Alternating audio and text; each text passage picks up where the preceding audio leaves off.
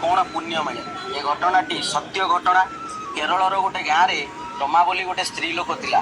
ता घर बहुत दिन पर से प्रथम करी माँ हवा को बसिला। जो डाक्तर पाखु टेस्ट करने को गला डाक्तर कहले जे पिलार डेभलप किसी होनी आउ ए पिला पेटर ही मरीज। रमा भांगी पड़ा और से गोटे पंडित पाखक गला।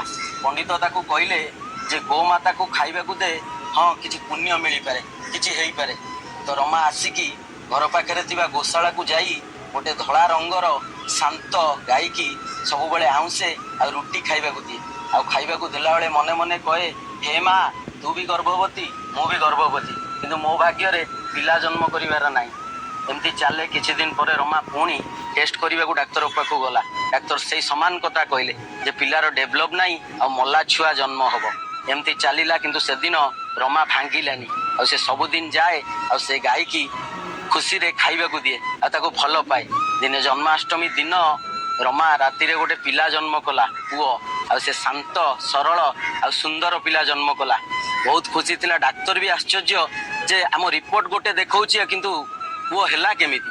रमा घर को आसिला तो शुणा को पाइला से जो गाई की खाइबा को दौला सी भी से दिन गोटे बाछुरी जन्म करछि किंतु से बाछुरीटी मल्ला छुआ।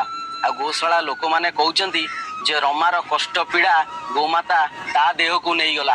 कहबार कारण गोमाता होची माँ शांति आउ सेवाकारी प्रकृतिर।